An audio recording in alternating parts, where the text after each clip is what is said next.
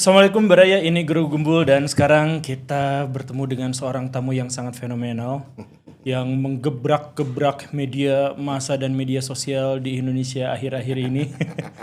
Galak ternyata, tapi pas ketemu ternyata metal ya, gimana metal? Salah metal. Harusnya gini ya. Pak Ferry Latulihin. Apa kabar Pak? Baik Pak. Baik Pak Guru. Dan ini sebagai sebuah klarifikasi ya. Jadi kita gak ada yang saling bayar ya Pak ya? Iya. Jadi maksudnya takut pajak.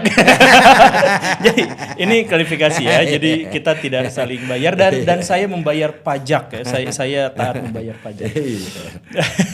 Nanti takutnya nanti Purbaya ngirim orang pajak Iya. lagi ya kan. Tapi Pak, terima kasih Bapak mau walaupun gratisan Pak, tapi Bapak mau Saya untuk juga podcast terima sama kasih saya. nih. Udah diundang sama orang top.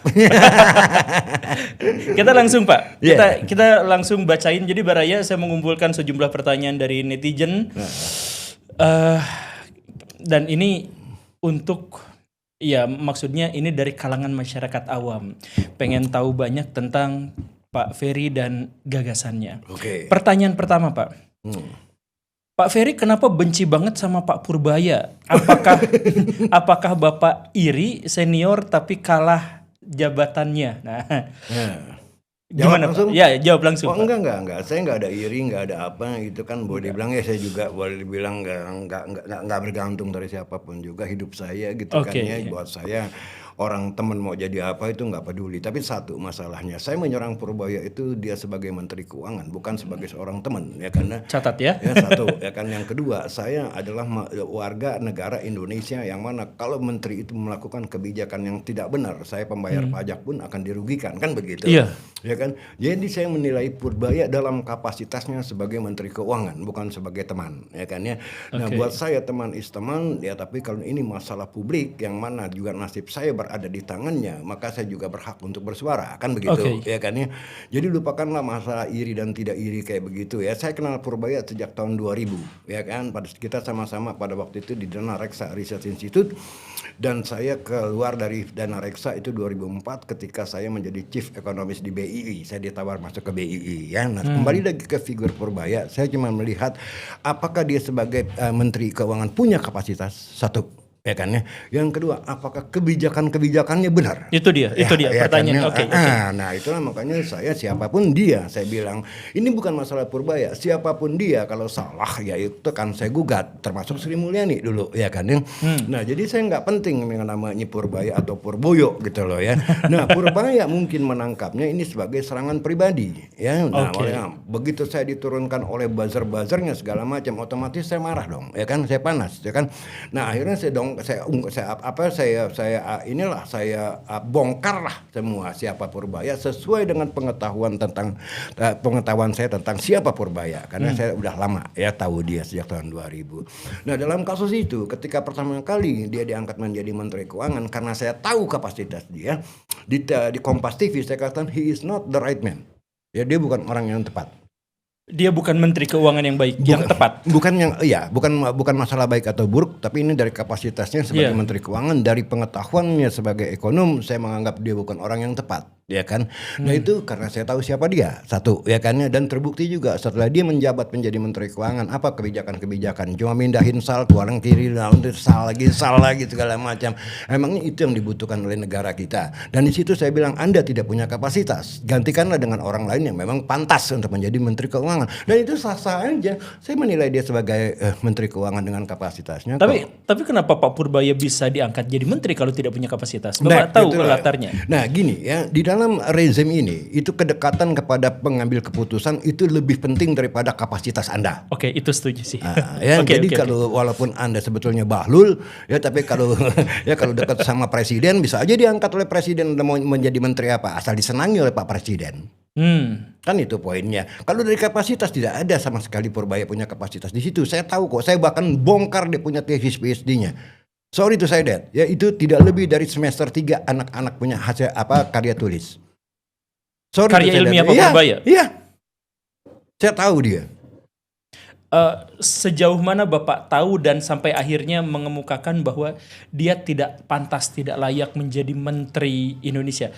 kita fokus pada kebijakan-kebijakannya, Pak. Oke. Coba sebutkan salah satu kebijakan Pak Purbaya, nanti sebutkan boleh banyak boleh, tapi satu aja yang itu berdampak sangat buruk bagi Indonesia. Gini, yang udah jelas sekarang kita tahu bagaimana sekarang semua orang dikejar-kejar pajak. Itu tidak terlepas dari figur Purbaya, ya. Bahkan menurunkan Babinsa kabarnya, menurunkan TNI, Polri. Ini kan lucu, ya kan? Ini tidak terlepas daripada figur Purbaya. Ya kalau Menteri Keuangan cuma tahun main naikin pajak untuk menambal APBN, ya semua monyet juga bisa, nggak usah perlu PhD.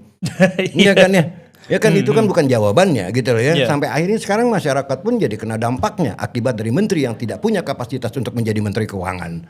Kayak gitu Pak Guru. Waktu Pak Purbaya bagi-bagi uang 200T ke bank-bank itu bagaimana? Ya apa hasilnya? Ya kan pada saat ke bank-bank itu kelebihan likuiditas, artinya apa? Kredit nganggur itu 2.735 triliun ditambahin lagi dengan likuiditas dari SAL. Ya kan ini kan membuat bank-bank kebingungan. Tapi saya tahu dia bilang tujuannya adalah untuk menurunkan suku bunga. Itu sekolah di mana? Suku bunga tidak ditentukan oleh berapa banyak likuiditas, tapi oleh outlook ekonomi ke depan.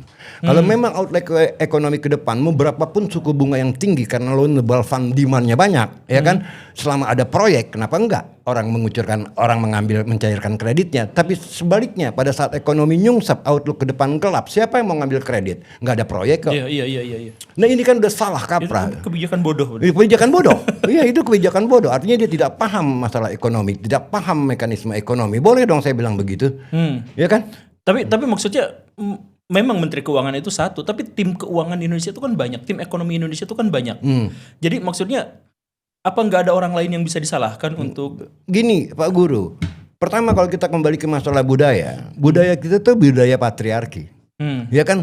Boss is boss, wrong or right it is boss. Iya. Kan gitu, nggak bisa team up, ya kan? Beda sama di dunia barat, yang mana mereka punya tim ahli ekonomi, memberikan masukan sebelum mengambil keputusan. Kalau ini kan suka-suka dia, ya kan? Selama Bapak Presiden senang ya saya ambil kebijakan ini. Lu mau ngomong apa, gue nggak peduli. Oke. Itu yang dilakukan oleh Purbaya, saya lihat. Mungkin dia tahu bahwa kita ini ketawa semua sama ulahnya dia, tapi buat dia satu, yang penting Pak Presiden percaya sama gue. Saya ambil kesimpulan dan penyederhanaan bahwa Pak Purbaya adalah orang yang tidak berkompeten sebagai Menteri Keuangan, tetapi karena beliau punya koneksi dekat dengan Pak Prabowo Subianto, dan Pak Prabowo Subianto nampaknya senang dengan orang-orang yang menjilatnya. Oke, begitu ya. Gitu. Maka akhirnya terjadilah Pak Purbaya menjadi Menteri Keuangan. Bener Pak Guru, kayak gitu. Itu bener banget konklusinya. Pinter ya. Aduh, saya senang disebut pinter. Enggak, pertanyaan, tapi kita lanjut pertanyaannya. Ini kita jadikan perbandingan ya, dan ini adalah pertanyaan dari netizen. Kita lanjutkan yang barusan. Kalau memang Pak Purbaya itu adalah orang yang setidak berkompeten itu, setidak kompeten itu, dan menjadi menteri gara-gara kedekatan politis dengan presiden tercinta kita, coba bandingkan dengan Ibu Sri Mulyani. Apa yang lebih baik dari Ibu Sri Mulyani yang dimiliki Pak Purbaya, dan apa yang lebih buruk? Oke, gini. Kalau jawaban saya, tiap orang punya kelebihan dan kekurangan. Betul. Kan tergantung dari mana perspektif mana kita memandangnya, gitu kan ya. Kalau Ibu Sri Mulyani, setahu saya, dia tahu pertama dia taruh code of conduct, ya. Bagaimana dia menghadapi publik, ya kan ya. Itu satu. Yang kedua, dia memang prudent sekali terhadap APBN kita. Dia tuh yang benar-benar ngejagain istilahnya sampai orang-orang bilang karena ini kan jongosnya Bank Dunia katanya, jongosnya IMF, ya kan ya, kayak gitu-gitulah ya. Tapi at least di mata saya dia sama sekali istilahnya begini, gue jaga ini APBN duit kalau nggak bener-bener terpaksa ngucur, ya kan, yang gue nggak akan berani menantang presiden gitu loh ya. Kalau ini kan kagak, bagaimana MBG ratusan triliun sok. Ya kan, bagaimana KDMP ratusan triliun sok, ya kan, yang penting posisi gua aman. Nah itu figur Purbaya di mata saya. Anda boleh tidak suka sama saya Purbaya, tapi itu at least di mata saya seperti itu. Nah hasilnya apa? Kedodoran APBN kita. Ya tahun lalu pun seharusnya kalau misalnya utang pemerintah dibayarkan ke PLN 110 triliun, itu seharusnya budget defisit ada di atas 3%. Tapi ditaruh dulu di buku PLN sebagai receivable. Nah kayak gini-gini kan banyak sekali akal-akalannya. Yang kedua, sekarang katanya teman-teman saya yang ekonom kok susah sekali mencari angka-angka APBN. Iya. Kok seolah-olah kayak tidak dipublish gitu kan. Artinya kan kalau memang itu yang benar, ini kan ada yang disembunyikan. Iya kan ya. Nah sekarang kalau dibilang defisit APBN itu manageable, saya belum tahu apakah yang namanya penerimaan pajak itu cukup, apakah memang ada defisit memang karena rendahnya defisit karena belum restitusi pajak dibayarkan atau ditunda. Iya. Ini kan kita nggak tahu ya. Ini jadi karena tidak dipublish tadi atau tidak yang susah mengakses data-data APBN, ya kita tentu berhak curiga dong, ya kan, bahwa banyak yang di hiding. Nah, dan ini tidak bagus. Oleh karena itu, bahwa Fitch dan Moody's menurunkan rating kita, outlooknya betul. dari stabil ke negatif, itu wajar. Ya, dan terbukti kok sekarang bagaimana dolar mau nyelundul terus ya ke 20.000. Simple Pak Guru, mau melihat satu negara itu sehat atau tidak, lihat currency-nya. Oke. Ya. Kalau itu currency-nya udah kedodoran, Anda jangan ngomong yang lain dah. Ya kan ya? Itulah yang menurut saya. Ya kan, nggak bisa Anda ngebohong. Lantas tiba-tiba muncul ya, saking memang sama sekali kedodorannya muncul Patriot Bond sama Merah Putih Bond. Yang maksa pengusaha itu. Pertama maksa pengusaha, dan yang kedua berdasarkan amandemen Undang-Undang P2SK pasal 50A melindungi investor ya dari kejahatan kriminal, pidana atau perdata. Artinya apa? Ini kan mau dibikin kayak semacam tempat cuci uang. Iya. Dan itu bahaya. Itu inisiatif Pak Prabowo atau Pak Purbaya? Ya saya rasa Pak Purbaya seharusnya kalau memang dia waras, dia melarangnya. Tapi kalau dia bilang daripada duitnya nggak ketahuan kemana-mana, mendingan kita bukain pintu, kan begitu. Jadi Ibu Sri Mulyani itu adalah orang yang memperjuangkan APBN tetap stabil, ada di tempat apapun yang terjadi, bahkan ketika mau dihujat, mau dipecat juga nggak apa-apa, pokoknya jagain. Iya, dijagain. Sedangkan Pak Purbaya adalah jor-joran, ngikutin ambisi Pak Prabowo apapun, ngikutin aja. Iya, ikutin aja. Yang penting posisinya aman. Nah itulah Purbaya di mata saya, ya kan ya. Iya. Dan ini berarti apa? Orang yang mementingkan dirinya sendiri, bukan kepentingan bangsa. Kan gitu implikasinya. Ya kan? Iya. Nah, oleh karena itu saya bilang dia tidak pantas. Ya orang gini, Pak Guru, maaf ya. Saya terpercaya kepada apa yang dikatakan oleh Adorno. Intelligence is a moral category. Inteligensi itu kategori moral. Iya. Artinya apa? Yang tidak bermoral itu yang inteligensinya rendah. Gitu kan? Atau dibalik, Pak.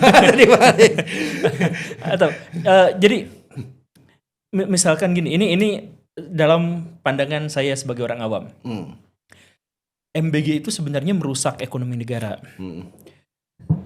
Kalau dihadapkan pada seorang menteri keuangan, maka menteri keuangan itu punya dua opsi. Apakah dia menolak itu walaupun mungkin saja dilengsarkan, atau dia tetap menjalankan kompromi, cari cara gimana caranya untuk mengatasi ini. Mungkin Pak Purbaya nggak seburuk yang Bapak bayangkan misalkan. Jadi ya udahlah, kita ikutin aja keinginan Pak Prabowo kayak gimana. Nah, giliran saya lah yang bertanggung jawab untuk bagaimana ekonomi kita tuh tetap stabil walaupun keinginan Pak Prabowo gini dan gitu. Jadi Pak Purbaya menempatkan dirinya sebagai orang yang menyelamatkan atau menjembatani antara ambisi besar presiden dengan nasib rakyat. Mungkin nggak Bapak melihat, buka kemungkinan itu, perspektif itu? Ya gini, kalau menurut saya satu ya, kalau saya udah jelas ya, kalau memang saya berada di dalam koridor pengambil keputusan sebagai treasury daripada pemerintah, ya kan, apa yang tidak masuk akal buat saya harus diterangkan kenapa tidak masuk akal. Oke, Pak Presiden punya kemauan, oke fine, ya kan, tapi Pak Presiden lihat loh, ya kan, kalau kita mengeluarkan uang ratusan triliun sedemikian besarnya sementara tidak ada multipliernya, dan itu bukan investasi, ya kan. Saya rasa Pak Presiden juga to a great extent pasti akan sadar pelan-pelan, ya kan ya. Oh iya benar juga. Artinya apa? Kita meyakinkan orang dengan reason. Dengan reason, dengan alasan gitu loh ya. Bukan cuma menerima begitu aja, oke kita kompromi segala macam demi kedudukan saya gitu loh ya. Dan kalau kita sudah datang dengan reason ternyata ditolak, ya kalau saya sendiri saya tidak mau mengemban jabatan itu karena it is insulting my intelligence. Gitu loh. Pada dasarnya saya setuju dalam hal saya mencoba untuk mencari ekonom-ekonom, tokoh-tokoh yang paham dan mahir dalam ekonomi, dan saya tidak menemukan satupun di antara mereka yang setuju MBG, setuju Nggak Koperasi ada. Merah Putih. Nggak ada. Nggak ada. Jadi Nggak ada. saya juga melihat misalkan bahkan orang-orang yang di dalam pemerintahan, ekonom-ekonom itu, mereka hanya mencoba untuk mentolerir itu, tapi mereka sebenarnya pada dasarnya juga tidak setuju. Nah, tapi kan, nah ini sedikit loncat dari Pak Purbaya ke Pak Prabowo. Tapi kan latar Pak Prabowo itu adalah seorang yang dibesarkan dalam akademisi ekonomi kan Pak. Beliau itu ayahnya sendiri adalah seorang yang luar biasa. Jadi maksud saya, apakah Pak Prabowo juga sebenarnya kan mungkin 1-2 hal paham lah tentang ekonomi. Kok bisa sampai tidak disetujui sama banyak orang, ini gimana? Bapak bisa menduga apa latar belakang Pak Prabowo ini? Gini, Pak Guru, di dalam politik kewarasan saja tidak cukup.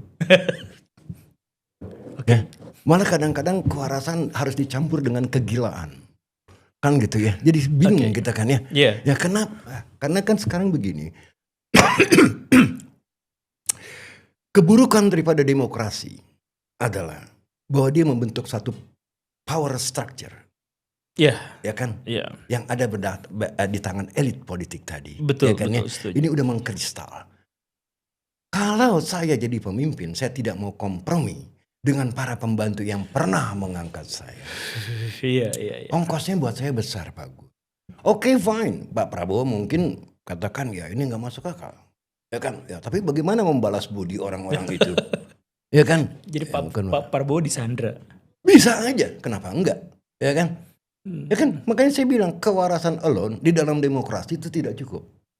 Ya, kewarasan itu cuma bisa dibesarkan kewarasan tadi di tangan otokrasi. Lee Kuan Yew. Iya. Ya, to a great extent Soeharto. Anda boleh tidak suka sama Soeharto, tapi dia menurut saya hebat.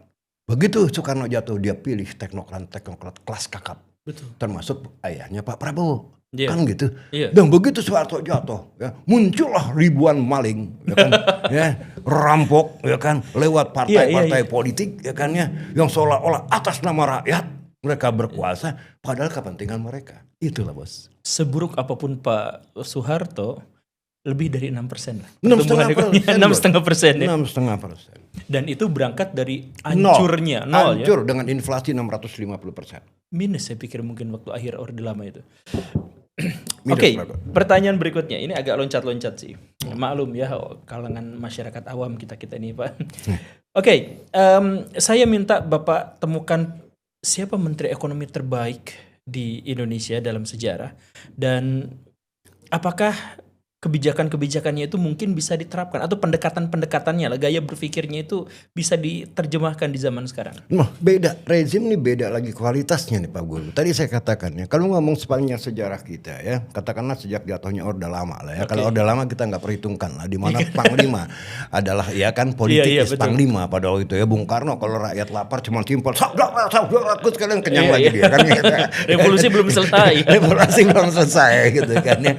Nah, ekonomi dimulai pada era Pak Harto, ya kan, dan kita lihat pada waktu itu menteri-menterinya Sumarlin, ya, Ali Wardana, kan pada umur 30-an lu udah menjadi menteri keuangan loh pada waktu itu, ya kan, ya, Radius Prawiro, ya, Emil Salim, ya, dan ini memang kelas-kelas kakap bos, ya kan. Tapi begitu Soeharto datang, saya nggak tahu siapa yang jadi menteri-menteri itu kan, menteri keuangan, misalnya waktu itu Sri Mulyani mediocre gitu loh. Oh, Sri Mulyani mediocre. Lah iyalah. Ya tapi kan dia Bank Dunia Pak. Iya, tapi ya dalam arti gini, kapasitas mediocre ya, tidak sejajar lah dengan zaman Soeharto gitu kan. Oh, ya. gitu. Ya tapi at least dia masih on the track menjaga APBN kita dengan baik gitu kan ya. Nah sekarang ini betul-betul sekali lagi saya bilang Purbaya is not the right man.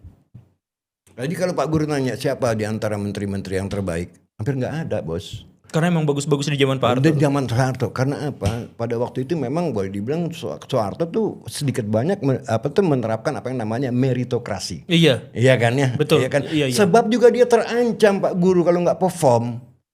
Iya kan, ada ongkosnya yang dia harus bayar sebagai otokrat. Iya. Kalau saya tidak perform nih rakyat sampai kelaparan, oke elit-elit nggak suka sama gue masukin lo ke kandang babi gitu kan. Tapi yang penting nih rakyat happy gitu kan ya. Iya, iya. Kita lihat ya, sebab kalau sampai rakyat ini perutnya lapar, ya kan gue nggak dapat orang-orang yang tepat untuk memimpin negara ini, menteri-menteri yang tidak paham ekonomi. Wah, saya mungkin cuma lagi 5 tahun selesai kan gitu, ya kan? Sama kayak Xi Jinping. Iya. Xi Jinping itu paling takut. Kenapa? Korupsi dia hajar habis-habisan.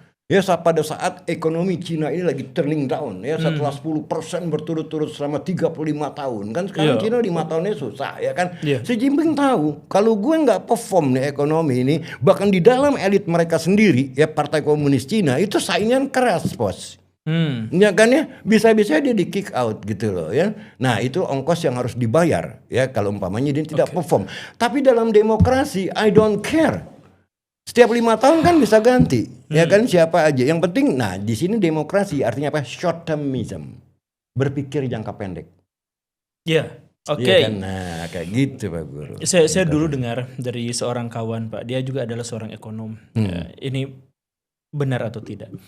Di zaman Pak Harto itu, pengusaha-pengusaha itu berani untuk mengambil risiko, berani investasi, karena mereka percaya bahwa pemerintahan ini akan stabil bahkan lebih dari 5 tahun ke depan.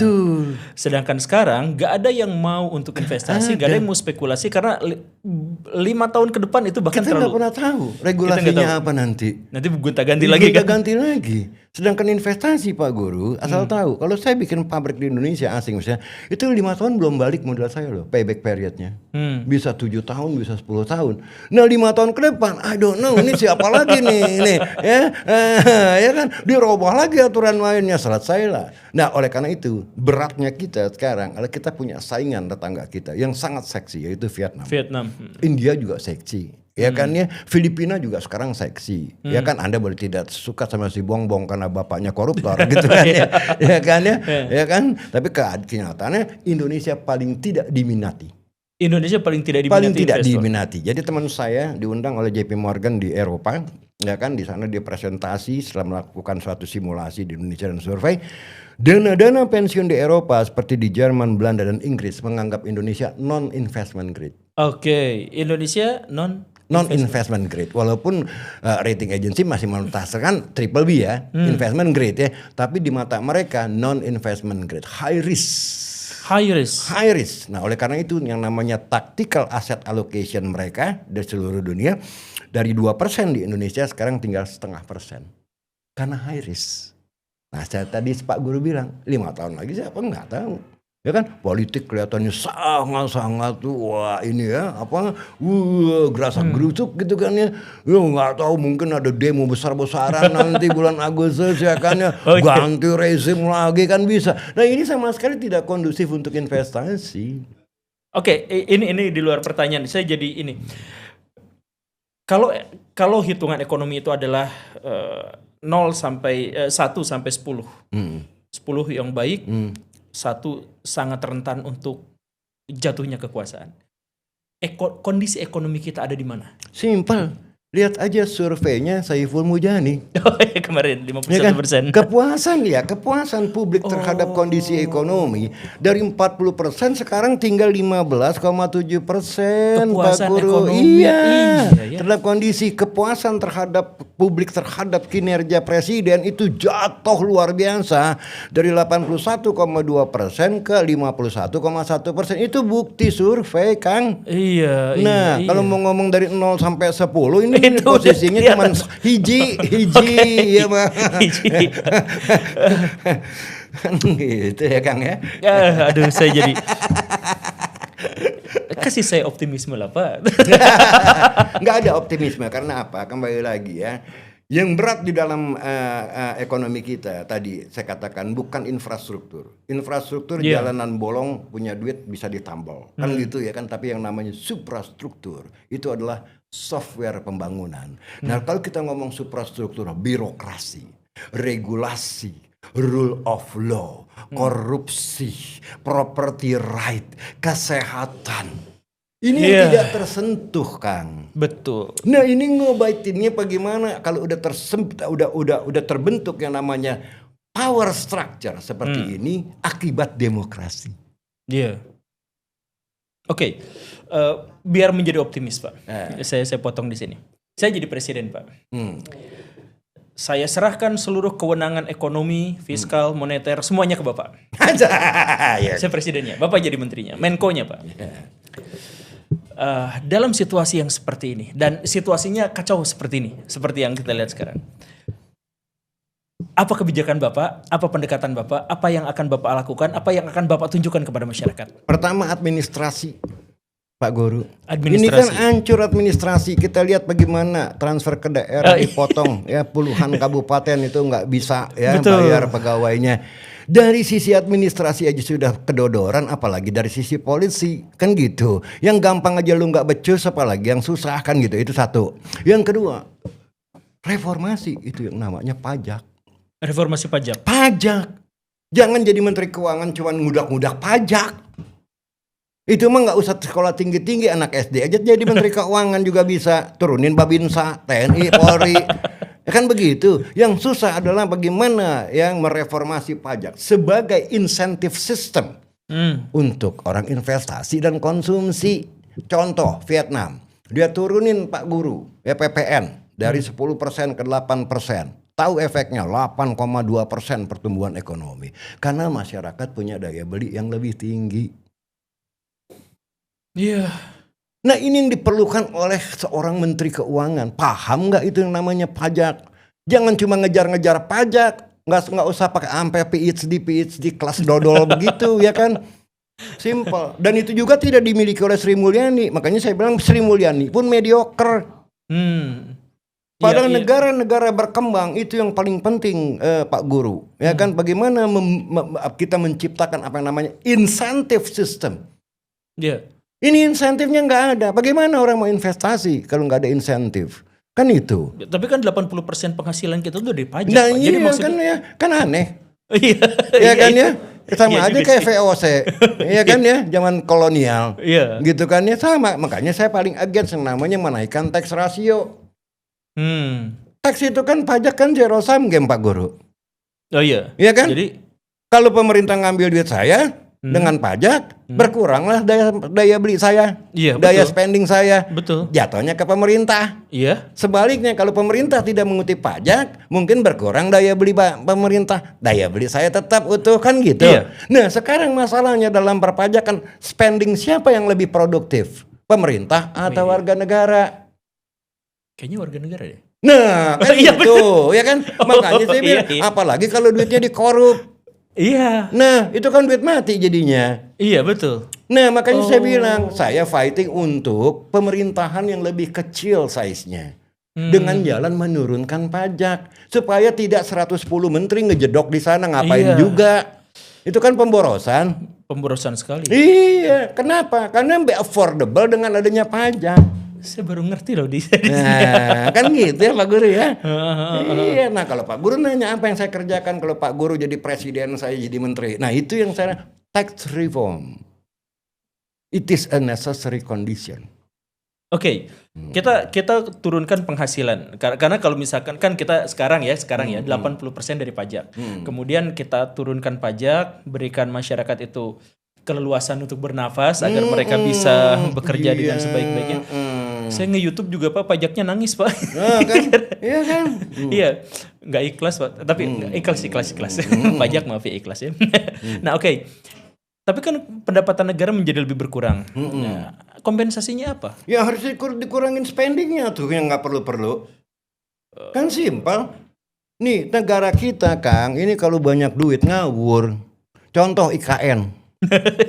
Oke, ya. Yang nggak penting-penting gitu loh. Makanya saya bilang supaya lebih efisien, kurangin pajak sekurang-kurangnya. Supaya apa? Supaya memberikan ruang sebesar-besarnya kepada kita di private sector untuk melakukan investasi dan konsumsi. Iya ya. Bukan negara. Ya kalau negara mungkin dikorupsi, kalau kita masuk korupsi diri Nggak sendiri. mungkin ya kan Iya. ya. Nah itulah makanya itu yang diperlukan oleh seorang ekonom kalau dia menjadi menteri keuangan. Pikirkan tax reform gitu loh. Ya bukan cuma sekedar ngejar-ngejar orang sampai ke desa-desa nurusin Babinsa. Itu mah nggak usah sekolah tinggi-tinggi sampai ke Perju atau cukup di Cibaduyut sana. Lanjut ini. Barusan ceritanya adalah saya presiden. Sekarang ceritanya adalah saya nasabah Gunung Kawi dan Bapak adalah seorang dukun, Pak. Iya terus. Ya. Pertanyaannya adalah kan sebagai dukun ya Pak, dengan situasi yang seperti ini, petanda-petanda alam seperti ini, kalau tidak ada perbaikan, kalau tidak ada reformasi, kalau tidak ada perubahan radikal dari pemangku kebijakan kita, berapa tahun ke depan Indonesia akan bertahan? Gini Pak Guru, oke. Nah sekarang kita lihat ya bagaimana middle income class kita kan udah jatuh sebagai tulang punggung ekonomi ya Pak Guru ya. Iya betul. 5 tahun yang lalu masih 57 juta ya kan, ini hari mungkin udah tinggal 46-47 juta jumlah middle income class kita, itu satu. Yang perlu kita kembali kemarin jadi ribut nih gara-gara savings rate kita. Ya, savings rate masyarakat middle income class kita jatuh dari 3 juta ke 1,5 juta. Dan kemarin terjadi keributan antara Mandiri, Research Mandiri dengan LPS si Anggito, ketua LPS. Dia bilang masyarakat masih punya tabungan. Padahal menurut Mandiri Research masyarakat tuh udah makan pinjaman. Iya, bukan makan tabungan lagi. Ya kan dengan angka-angka yang dijabat. Itu bagus tuh Mandiri tuh, ya kan? Jadi kalau pemerintah itu ngomong selalu bagus, termasuk si Anggito, ya kan, selalu ngomong wah bagus, semua bagus. Iya itu. Nggak ada yang jelek, ya kan? Kalau ada orang yang jelek, wah orang disalahin gitu kan antek ya. Asing. Antek asing gitu, londo ireng, ya kan ya kayak gitu-gitu kan. Ini sama sekali koplak pemerintah yang menurut saya koplak ya orang-orangnya ya. Itu satu ya. Kita lihat fakta. Kalau nanya Pak Guru, berapa lama kita bisa bertahan kan begitu? Pertanyaannya ya. Saya khawatir Pak Guru, ini tinggal menunggu dolar lari ke atas 20.000. Maaf loh ya, bisa 98 bisa terulang. Sini saya berpesan, saya tidak mengharapkan karena saya juga dirugikan kalau itu terjadi. Betul, ya saya kan? juga tidak mau berharap. Iya, kalau dolar sampai ke 22.000 apalagi ke 25.000 dan itu bisa terjadi dengan apa? Dengan kasus apa? BI. Kalau BI ini dianggap lagi oleh masyarakat tidak independen, menjadi alat pemerintah untuk menambal defisit, ini dolar bisa ngajar kemana-mana, Kang. Beneran Kang, ini bahaya Kang. Makanya saya bilang begitu Purbaya naik jadi Menteri Keuangan, saya udah ngelihat ini BI ini tertekan sekali gitu loh. Karena di dalam ide Pak Purbaya adalah gampang. Ini kita pengen jor-joran ya, siapa yang nyetak uang ya BI, jualah SBN. Nah BI jangan jual SRBI gitu kan ya. Makanya porsinya BI sekarang di dalam SBN itu 30%, asing yang kabur sekarang tinggal 12%, dan ini monetisasi namanya daripada defisit APBN. Dan ini bahaya Kang, nanti sama kayak Soekarno dulu tuh, kan sok cetak aja duit, bangun Monas, no duitnya mana? Cetak aja duit ya kan. Sabodo teuing. Iya, dan akhirnya inflasi. Iya, nanti mau lihat engke wae eta manjing. Kan gitu.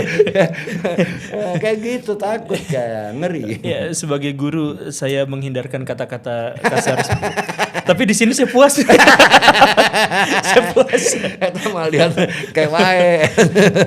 Bapak tadi singgung balik lagi, ekonomi Indonesia itu memberikan laporan yang berbeda dengan pihak lain. Jadi setiap ada pelaporan ada dua klaim. Yang satu mengatakan ekonomi Indonesia baik-baik saja, yang satu mengatakan Indonesia lagi buruk-buruknya. Bukan soal benar dan salah, Pak. Tetapi menurut Bapak, kalau pemerintah sampai kalau di negara ini punya banyak versi terkait dengan masalah dan keadaan ekonomi kita, itu tanda apa, Pak?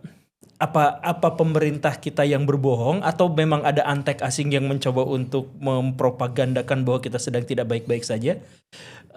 Bapak sebagai seorang yang ngerti ngerti ekonomi, gini, baik atau buruk Kang, harus ada pembandingnya. Nah, itu pembanding. Ya kan ya, kita ini saya ini ganteng tapi di kebun binatang. Ya kan ya. Karena pembandingnya kan monyet. Ya kan ya. Aduh, oke. Ya kan ya. Nah, sekarang kita bandingkan sama peers kita. Kita dengan young population, dengan penduduk yang muda, rata-rata umur 27-28 tahun, seharusnya kita bisa perform kayak India, Kang. Yang juga penduduknya banyak. India tuh 7,5%, Kang. Kita 5% aja kaing-kaing pertumbuhan ekonomi. Berarti kan kita underperform. Ya enggak? Iya. Ya kan, itu satu, ya kan ya. Nah, yang kedua, ya kan, apa sih masalah daripada kita sampai kita bisa seharusnya kita punya potential output growingnya kayak India, ya 7,5%, kita kok 5% kaing-kaing. Tadi, Kang, ya government failure, ya kegagalan. Ada dua, Kang, dalam ekonomi, market failure, kegagalan market, ya kayak kapitalisme sekarang gitu kan ya, and government failure kayak sosialisme. Oke, ya kan ya? oke. Ya. Nah, kita ini makanya saya tadi bilang, kalau saya dapat kesempatan untuk jadi Menteri Keuangan, yang harus saya kerjakan tax reform tadi. Ya. Nah, di sini udah jelas government fail.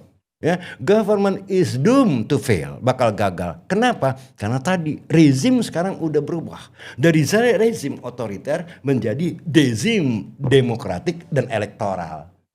Ya. Nah, akhirnya apa? Ini membuka pintu kepada orang-orang yang punya kepentingan merampok kekayaan alam kita. Nah, itu the power, the structure of the power. Maksud Bapak adalah untuk memperbaiki ekonomi Indonesia secara menyeluruh, kita ganti pemerintahan menjadi lebih otoriter. Enggak, kita nggak bisa memutar balik jam sejarah. Oke. Nah, yang harus kita katakan, kita melihat adalah opsi-opsi apa yang mungkin ke depan untuk memperbaiki kondisi ekonomi kita, kan begitu? Ya kan ya? Nah gini, saya bilang simple. Kan kalau kita ngomong tax reform kan itu umum. Iya. Nggak harus menyentuh siapapun juga. Iya. Kenapa nggak dilakukan itu? Kalau malah saya kasih contoh, Doni Oskaria nih, sekarang kan lagi ngebenahin BUMN. Iya. Saya bilang, Don, lu jangan ngimpi 5 tahun urusan lu selesai. Ini 1000 tahun juga nggak mungkin selesai. Aduh. Kenapa? Karena BUMN itu banyak kepentingannya. Kan gitu, Kang? Iya. Ya, saya bilang, lu bisa 5 tahun benahin BUMN. Dewa dari Venus sana juga nggak akan ada, yang nggak akan bisa, ya kan? Ya, apa yang bisa dilakukan? Mungkin lu bisa benahin 1-2 company yang vital, udah itu udah bagus. Jangan mimpi 1.200 company lu bisa menahin dalam 5 tahun, 1000 tahun juga nggak akan benar. Kenapa? Karena tadi institusi ini adalah institusi politik. Jadi ya semuanya gara-gara elektoral. Nah, iya gara-gara elektoral. Nanti orang-orang yang berhasil untuk ngangkat seorang pemimpin, maka dia dikasih BUMN, dikasih jabatan, dikasih gitu, warung. Karena sampai jongosnya si Raffi Ahmad jadi komisaris Krakatau. Kenapa Raffi Ahmad disebut-sebut? Ya karena memang jongosnya jadi komisaris kan gitu. Iya. Saya juga pengen jadi komisaris. Bapak pernah ditawarin jadi komisaris? Iya, pernah. Oh, pernah. Iya, tapi saya nggak mau ya. Kan uangnya di atas 100 juta sebulan. Oh iya, enak banget ya. Saya bisa dapat 600 juta sebulan, ntar diujak pajak nih. Enggak, ini enggak nerima ya, enggak nerima ya. Kita. Ini kan Pak Guru bayar saya berapa ratus? 300 juta loh ini. Jahat ya Bapak. Oke Pak, terakhir. Ini ternyata sudah habis ya. Oh ini. Apa? Kasih saran buat Pak Prabowo Subianto.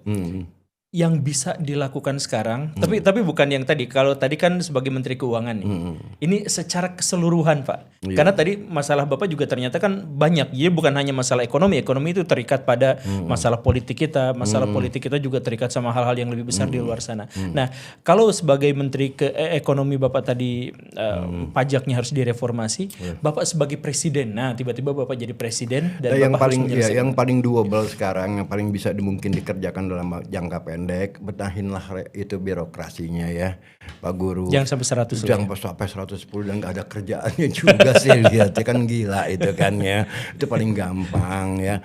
Yang kedua, kembali lagi ya, tidak membuat regulasi-regulasi yang membunuh bisnis. Apa itu ya kan? misalnya? Misalnya PT DSI itu kan mau membunuh bisnis ya kan. Zaman Soeharto kan kasus kayak begitu dikasih konsultan yang namanya SGS. Pak Harto waktu tahun 80-an kewalahan dengan bea cukai ya.